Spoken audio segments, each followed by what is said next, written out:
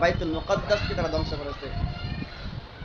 আজকে তারা বাইতুল মুকাদ্দাসকে ধ্বংস করেছে, মুসলিমদের সেই ঐতিহাসিক প্রথম কিবলা তারা ধ্বংস করেছে। আমরা সেই মুসলমান জাতি, আমাদের কি লজ্জা হয় না?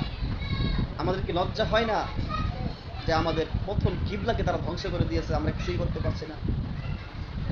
সেই কথাই ইসরায়েলের চতুর্থ প্রেসিডেন্ট তিনি বলেছেন, আমি এই শঙ্কায় ছিলাম যে যখন সেই বাইতুল মুকাদ্দাসকে ধ্বংস করা হবে, পৃথিবীর সকল মুসলমান একত্রিত হয়ে ইসরায়েলকে আক্রমণ করবে, কিন্তু আমি যখন দেখলাম যে সেই প্রথম কিবলা ধ্বংস করা হলো, এর পরের দিনই আমি সুখের একটা খবর পেলাম যে সকল মুসলিম জাতি তারা চুপ, তারা করে প্রতিবাদ করলো না। এতে আমি খুবই আনন্দিত।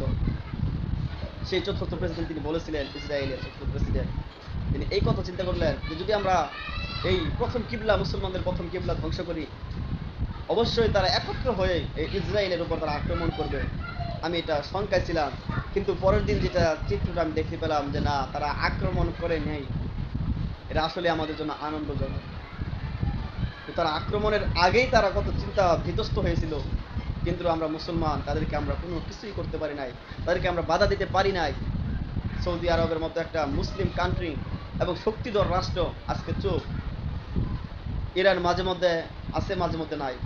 তুরস্কের মতো একটা রাষ্ট্র, সারা বিশ্বের মানুষ সেই ইরান এবং তুরস্কের দিকে তাকিয়ে থাকে, আজকে তারাও কোনো প্রতিবাদ করছে না, তারাও কোনো আক্রমণাত্মক কোনো কিছুই করছে না।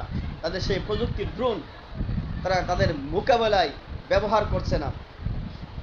এটাই কি সেই মুসলিম শাসকদের চরিত্র? এটাই কি সেই মুসলিম চরিত্রের অধিকারী খলিফাগণ? আমাদের খলিফাগণ কেমন ছিলেন? আমরা তো সেই জাতি, সেই আবু জাহেলদের মোকাবেলায় আমরা ছিলাম ৩০-১৭ জন, আর তারা ছিল ১,০০০-এর অধিক। আমরা সেই যুদ্ধে জয়যুক্ত হয়েছি।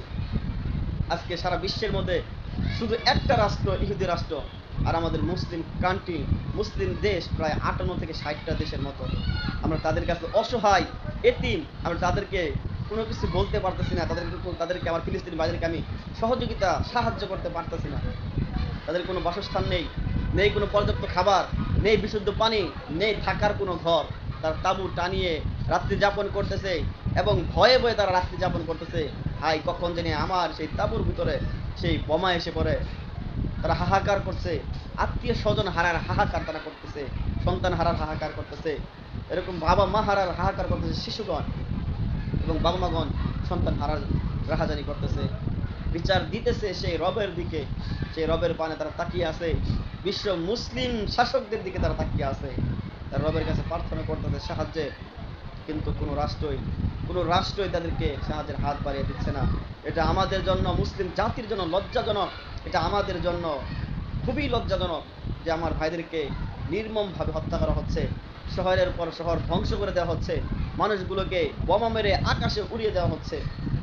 এটা আমাদের জন্য লজ্জাকর, আমাদের মুসলিম শাসকদের জন্য লজ্জাকর, আমাদের এই জাতির জন্য লজ্জাকর। আমরা কিভাবে পরবর্তী প্রজন্মদের কাছে আমরা বলবো যে আমাদের সময় আমাদের সেই প্রথম কিবলা বাইতুল মুকাদ্দাসকে ইসরায়েলের মতো একটা রাষ্ট্র ধ্বংস করে দিয়েছে?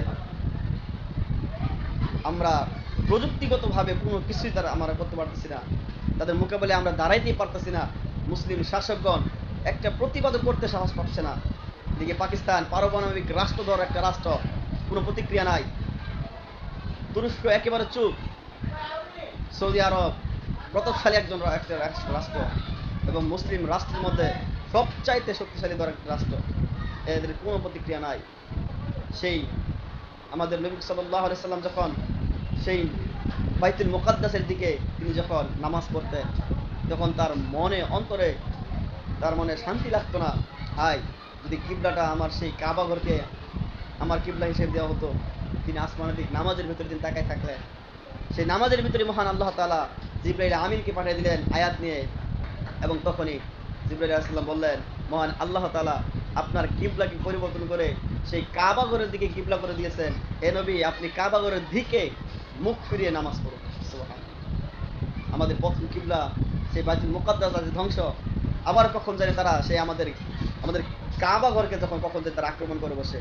এই মুসলমান, তুমি চুপ করে থাকো, চুপ করে দেখতে থাকো, চুপ করে দেখতে থাকো।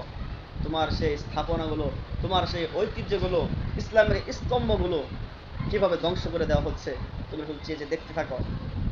আর নিজের স্বার্থ বুঝতে থাকো। তোমরাই তো শ্রেষ্ঠ জাতি, তুমি যে দেখতে থাকো তাহলে তোমরা শ্রেষ্ঠ হয়ে যাবে। তোমাদের কোনো প্রতিক্রিয়া নেই, কোনো প্রতিক্রিয়া নেই, অপেক্ষা করো। তুমি তুমি অপেক্ষা করো, তোমার জন্য কঠিন মুহূর্ত অপেক্ষা করছে তোমার জন্য।